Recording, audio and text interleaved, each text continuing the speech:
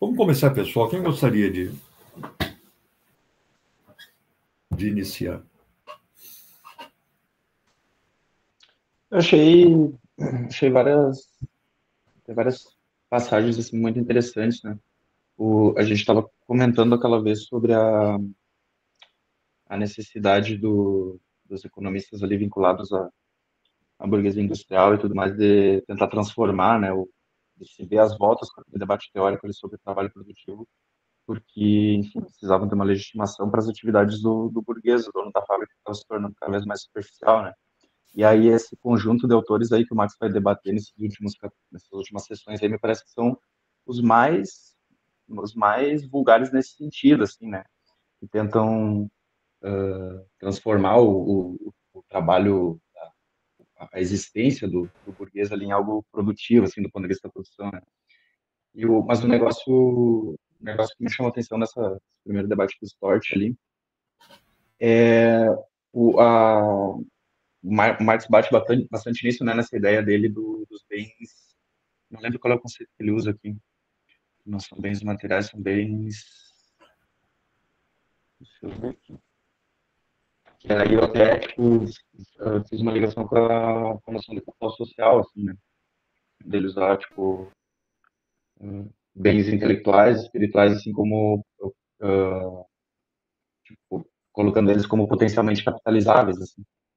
Deixa eu ver se eu acho aqui a passagem. Mas, no geral, achei bem boas as leituras das sessões.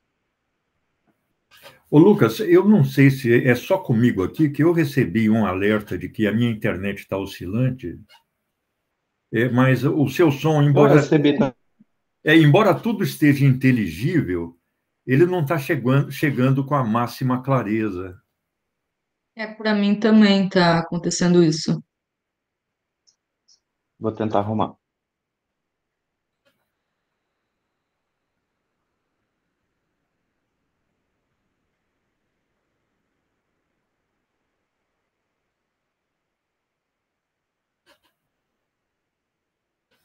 Uma coisa que me chamou a atenção nessas sessões, você está ouvindo, Lucas? Tô ouvindo. Ah, perfeito. É que, pela primeira vez em todo o debate que ele desenvolve aí, toda a reflexão que ele desenvolve, todo o mapeamento, o escrutínio que ele desenvolve sobre trabalho produtivo e trabalho improdutivo, ele vai desenvolver uma argumentação específica sobre o trabalho intelectual. Então, a partir de dois ângulos que levam o Marx a remeter-se à sua concepção mais geral de história. O primeiro deles é a relação entre a atividade produtiva, que é aquela atividade relacionada com a valorização do capital, e a atividade das funções estatais, no interior das quais atividades intelectuais. E aí ele desenvolve uma argumentação a respeito de trabalho produtivo e trabalho intelectual.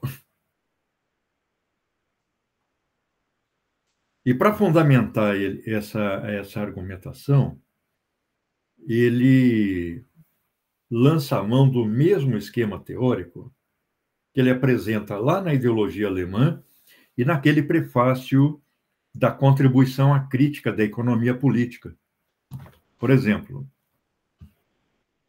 estou aqui na página 267, mais ou menos no meio da página,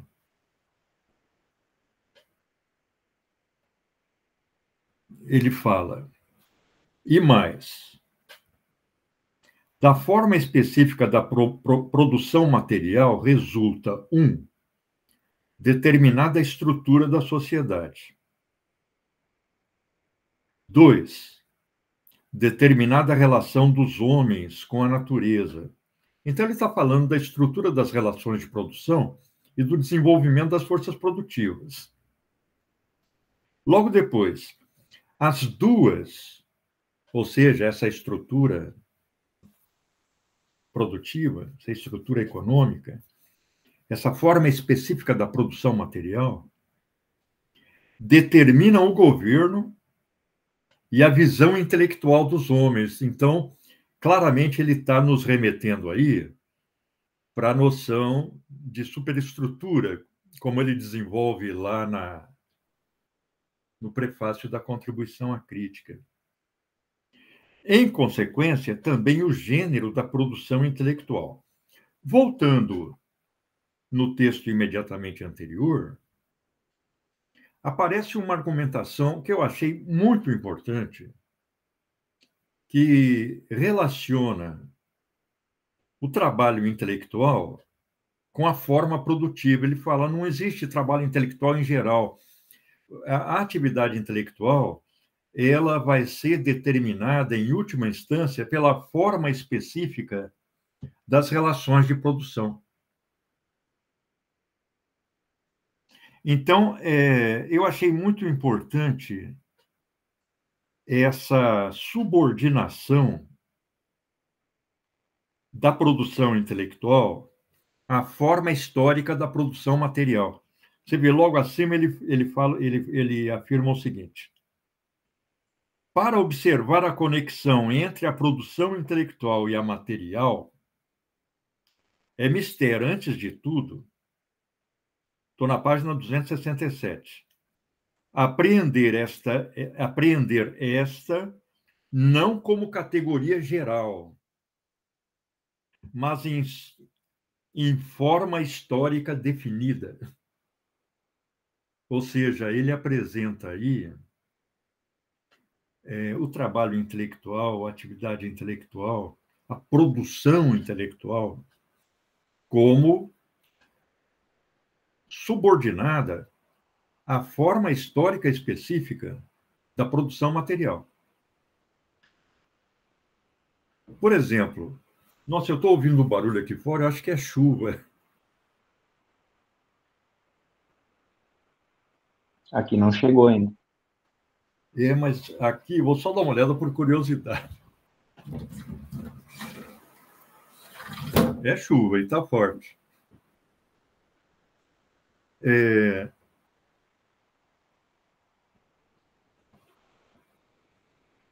Vejam que o Marx, ele,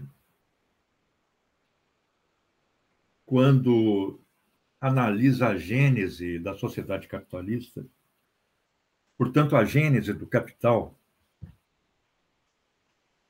particularmente naquele capítulo sobre a acumulação primitiva do capital, ele desenvolve uma importante argumentação sobre essas mudanças intelectuais que a alteração na produção material vai suscitando. Não só nesse capítulo, mas em outros também. Por exemplo, a reforma. A reforma, ela tem um significado crucial para a própria acumulação primitiva. Então, é uma transformação intelectual imbricada com a irrupção das novas relações de produção. Você vê que a formação do capital na Inglaterra, a constituição da nova propriedade da terra na Inglaterra, com as novas formas da terra, da renda da terra, etc., vão estar intimamente ligadas à desapropriação dos bens da igreja, à desapropriação dos mosteiros. Os mosteiros eram estruturas produtivas. Quando aquilo era desapropriado, uma grande massa de camponeses ia para a rua junto.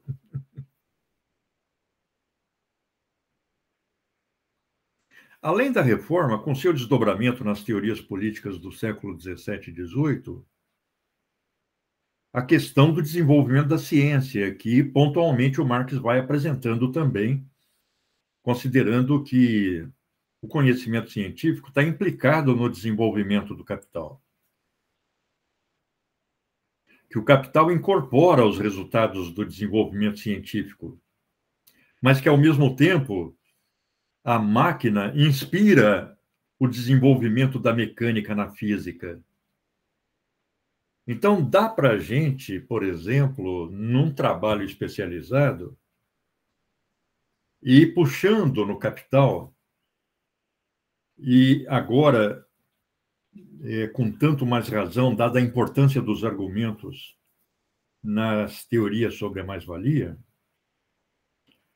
tudo aquilo que o Marx vai desenvolvendo sobre tanto as mudanças da estrutura política, a formação do Estado, quanto as mudanças da produção intelectual entrelaçadas com a nova forma de produção. Mas tem um outro aspecto aí em que a argumentação do Marx é pioneira. Eu não sei se tem uma relação ou não, mas é basicamente a argumentação que o Gramsci desenvolve quando ele produz aquelas anotações sobre o Fordismo nos cadernos do cárcere. É aquela perspectiva do burguês industrial de se confrontar com o Estado na medida em que o Estado compromete a acumulação, porque ele incorpora uma parte da mais-valia. Através da tributação, por exemplo. Então, a gente já viu Marx argumentando aí, com exemplos, né, do pensamento do burguês industrial. Ele não está falando nem do economista, ele está falando do burguês industrial, do empresário industrial, que tem a perspectiva de reformas que reduzam todas as camadas improdutivas, todas as camadas que vivem de uma fatia da mais-valia, ou do salário, ou do salário, já que a Constituição do Estado, o funcionamento do Estado, morde uma parcela do salário também, através de imposto sobre consumo, etc. Quando eu estava lendo isso aqui, eu imediatamente fui relacionando com a perspectiva do Henry Ford nos Estados Unidos, de uma política de redução da máquina e, portanto, das funções do Estado, para permitir um desenvolvimento mais livre do parque industrial, menos onerado do parque industrial, e, ao mesmo tempo, permitir ao industrial pagar um salário maior para o operário. Ou seja, a possibilidade de um salário maior para o operário era posta em relação a uma política de redução do Estado, de redução das camadas sociais integradas ao Estado, que incorporam mais-valia. Então, a possibilidade de um operário, nas novas condições técnicas dos Estados Unidos naquele momento, poder ter um salário maior, não estava relacionado, na perspectiva do Ford, com uma redução do valor da força de trabalho.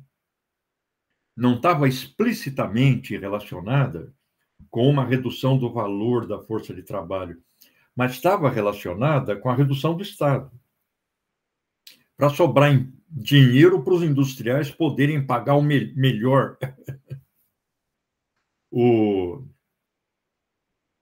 o trabalhador naquela perspectiva de conciliação de classe intrafabril desenvolvida pelo Ford.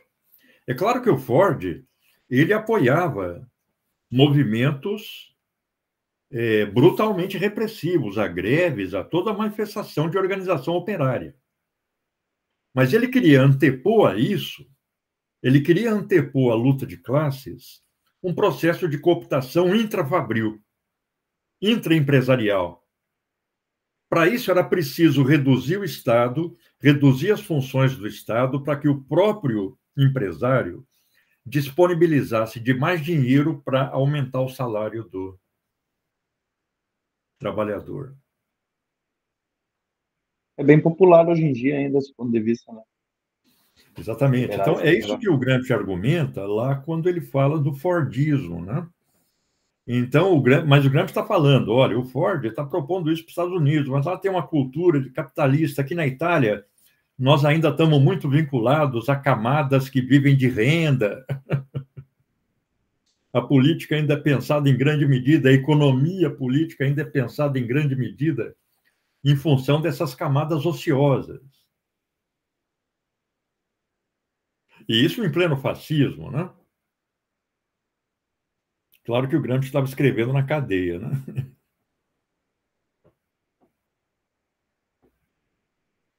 Mas é muito interessante nós compararmos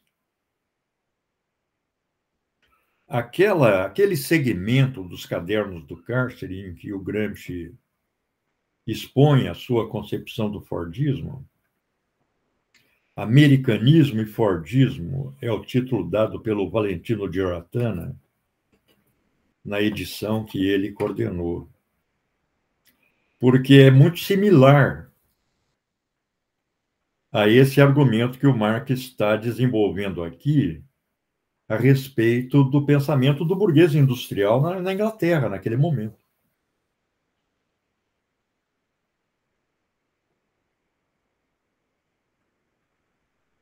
Mas aí o Marx fala, o burguês que se confrontava com o Estado no período absolutista, considerando que era uma máquina perdulária, etc., ele gradativamente toma consciência de que essa máquina, na medida em que ele próprio vai se apropriando dela, ou seja, na medida em que ele vai tomando diretamente o poder, ele vai percebendo a importância dessa máquina para a reprodução das próprias relações de produção. Agora, o Marx fala, olha, claro que nós temos que analisar cada elemento no seu campo específico. Nós não podemos fazer como alguns economistas que dizem que o juiz, as decisões judiciais indiretamente participam do processo produtivo. Então, nesse sentido, o trabalho do juiz, do advogado, são produtivos. Aí o Marx ironiza e fala, é a mesma coisa que a gente dizer que o trabalho do camponês é indiretamente um trabalho do judiciário, porque ele contribui para que o juiz tome suas decisões, produzindo o alimento que o juiz come.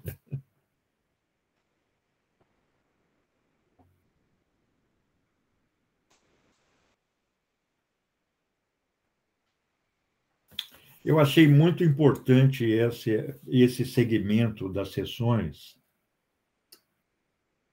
muito em função disso, né?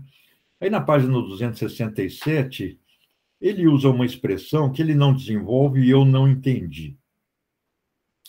Ele, no penúltimo parágrafo, ele, mais ou menos no meio do parágrafo, ele fala extort, na verdade deve ser extor, priva-se a si mesmo da única base que possibilita entender os componentes ideológicos da classe dominante e ainda a produção intelectual livre dessa dada formação social.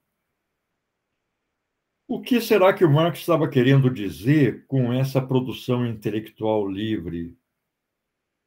Será que seria exatamente a produção que ele estava desenvolvendo? a crítica da economia política, por exemplo, a crítica das relações capitalistas de produção, porque na frase imediatamente anterior ele fala dos componentes ideológicos da classe dominante. E depois fala, e ainda a produção intelectual livre. Mas aí não dá nenhuma dica do que ele está entendendo aqui por produção intelectual livre. Ele fala que justamente o problema desses, não só do Storch, mas dos outros economistas, é retirar o fundo histórico do desenvolvimento dessas relações, né? E aí ele diz, daí me parece que é tipo, não, os caras, ciência sem essa base histórica para as análises, não tem nem como observar, como conseguir ver as limitações colocadas ali pelo horizonte burguês, nem muito menos aprender a crítica dessas relações, né? Que os caras não mal conseguiram. Não sei se Eu esses acho que é caras isso eram. mesmo. O seu som continua claudicando, viu, Lucas? Eu ia falar que eu não entendi o que o Lucas falou. Acho que tu tem que falar mais alto, porque teu áudio não tá muito bom, mas se tu falar mais alto. O áudio Agora a gente melhorou. tá assim, não está linear, né? Ele está, de vez em quando, dá uma engasgada. Agora eu vou usar o do celular. Se melhorar, vocês me avisam. Agora que você falou, está tudo bem. Essa última fala ficou perfeito. Tá, era meu fone o problema, então. Agora tá de boa. Ah, agora está legal. Mas aí tu pode repetir o que tu tinha falado? Não, é que, tipo, nesse capítulo ele bate bastante na questão do. Nessa sessão ele bate bastante na questão do fundo histórico, né? Das relações que tu não. Sem compreender o desenvolvimento histórico daquelas relações, tu só chega a generalidades e trivialidades, né? E daí ele diz que não, sem o fundo histórico para as análises, tu não consegue ver as limitações postas pelo horizonte burguês ali da economia política clássica e nem muito menos aprender a crítica dessa posição, né? Tipo, parece que os caras, já mencionei isso em outros momentos, assim, eles parecem também ingênuos às vezes, né? Tipo, agora falando de trabalho intelectual ali, eu não sei, não lembro se foi o Storch ou se foi o seguinte, o Sênior, falando sobre a produção do juiz e do camponês e tal. Então, tipo, não me parece que os caras e pode ser que simplesmente se negariam a aprender essa crítica, né? Mas não sei se eles teriam instrumentos intelectuais mesmo, né? Porque sem essa base histórica, que é o que o Marx inaugura, né? Na análise da economia política ali.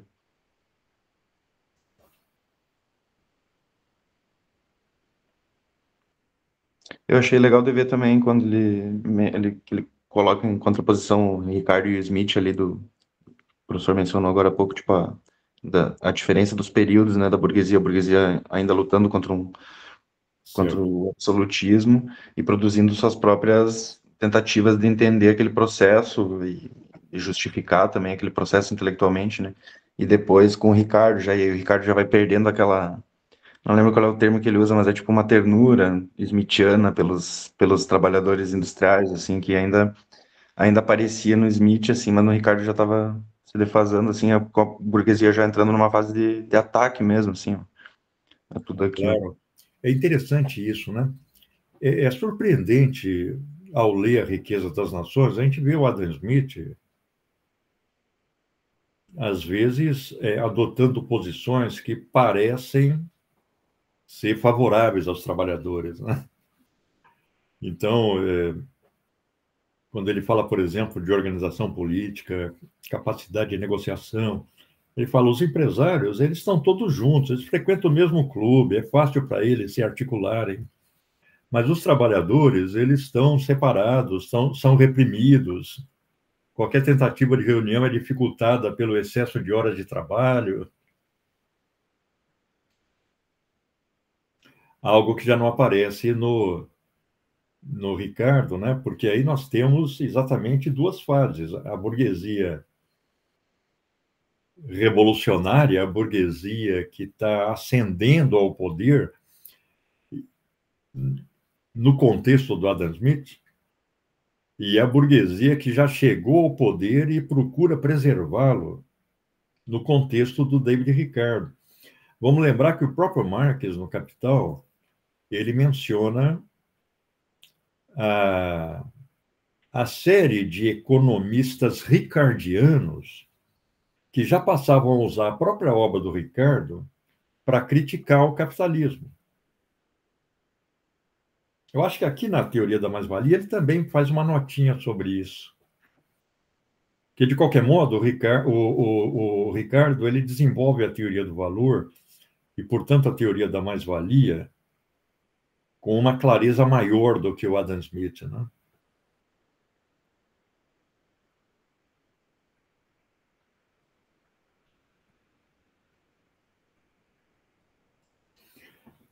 Olha, eu tô aguardando eu pensei em abrir um grupo, um novo grupo do livro 1 nesse semestre, mas eu acho que não vai dar.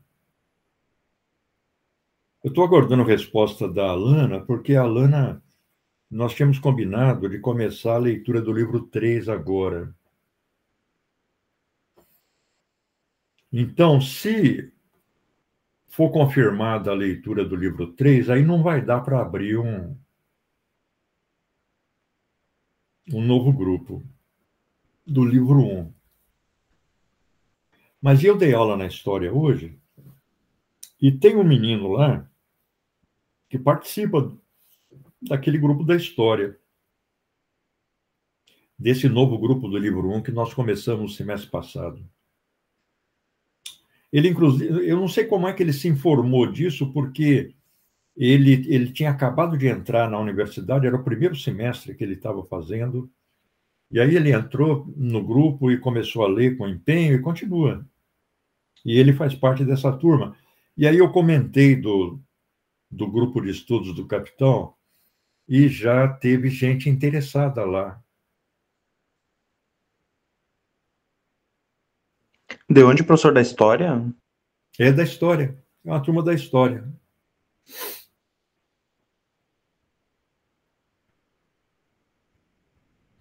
E quando eu estava discutindo isso, né, eu até falei, olha, é só entrar nesse grupo de estudos do Capital FSM no YouTube que vocês vão ver como é que funciona.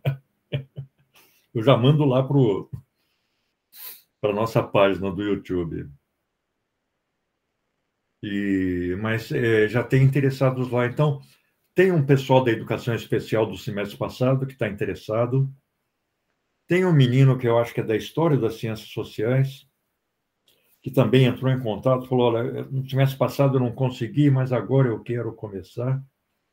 Então, tem um grupinho que tá muito motivado para ler. Agora, se a Lana engrenar o livro 3, que eu acho que vai ser a prioridade, aí não vai dar para abrir esse grupo. Vai ficar muito... E aí nós temos um grupo na segunda, agora o nosso na terça, aí eu tenho aula na quarta, e aí à noite poderia ficar para o livro 3, ou... Eu acho que o livro 2 com a Lana, nós fizemos na segunda também, antes do livro 1. Então, tinha 2 encontros na segunda.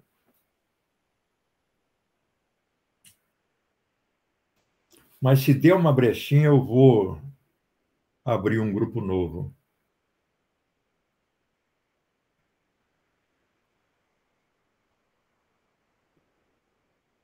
É com duas turmas do livro um ou é uma que tá? É É duas, uma né? só, é uma.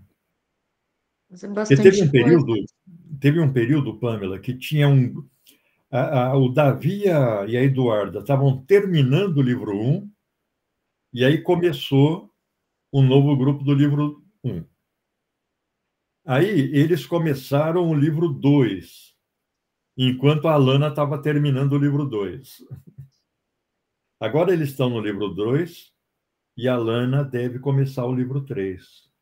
É bastante grupo funcionando. E aquele grupo daquelas.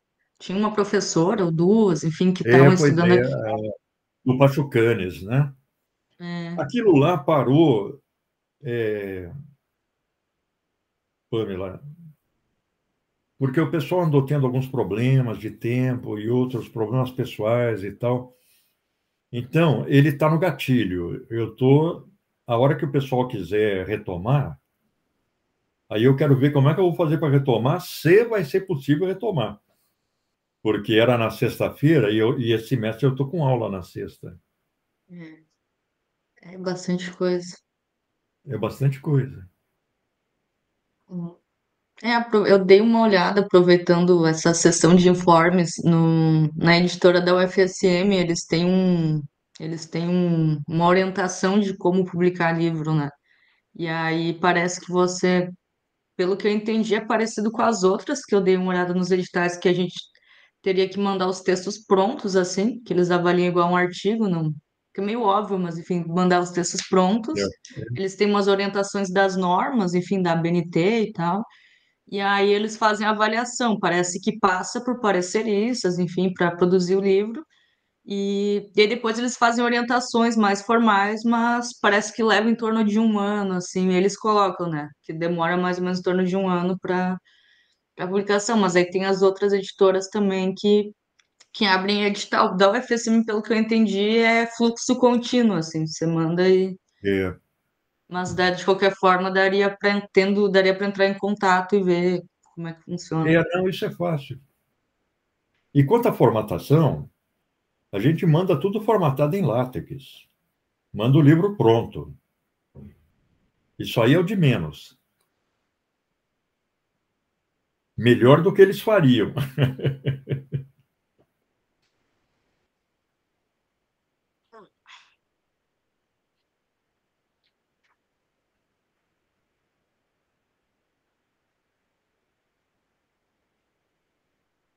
Mas, por exemplo, essa comparação dessas sessões com a americanismo e Fordismo do Gramsci daria uma boa discussão. E, eventualmente, relacionando com o mundo contemporâneo, né? Porque essa argumentação do empresariado continua.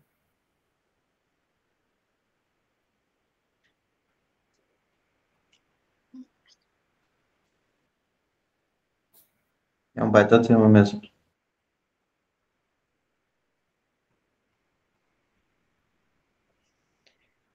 Não sei, teria mais algum ponto para a gente levantar?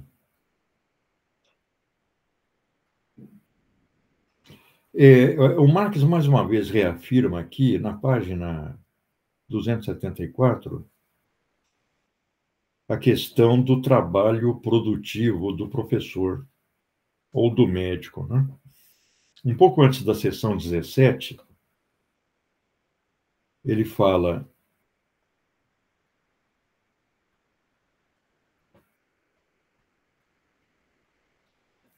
o objeto de consumo, então, ou é mercadoria, do que não se trata aqui, ou trabalho direto. O consumo seria produtivo se empregasse trabalho que ou reproduz a própria força de trabalho, o que podem fazer, por exemplo, o trabalho do professor ou do médico, ou reproduz o valor das mercadorias com que é comprado. O consumo de trabalho seria improdutivo se nenhuma coisa nem outra se realizasse. Então, é mais uma notinha aqui, no conjunto do texto, em que ele puxa a questão do trabalho do professor como imbricado na produção da força de trabalho.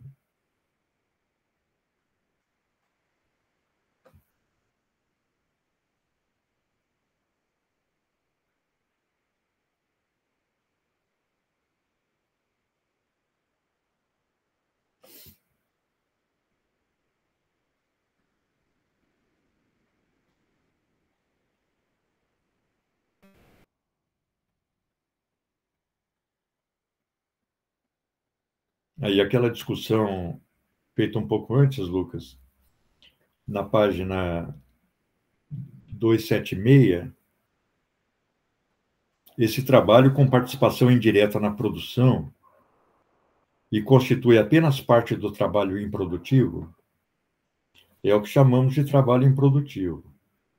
Ou, do contrário, ter-se-ia de dizer que o camponês é um produtor indireto de justiça, e assim por diante, pois sem ele o magistrado não poderia absolutamente viver.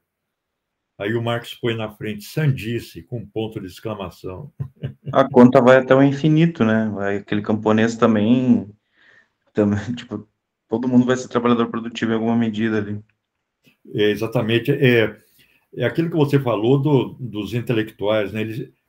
Eles estão puxando a brasa para a sua sardinha. Olha, o nosso trabalho também é produtivo, o nosso trabalho é essencial, nosso trabalho tem que ser mantido, nós temos que ser pagos e tudo mais, né?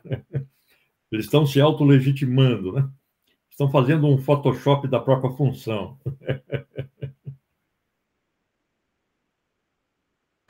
O que não é ali ao nosso tempo também, né?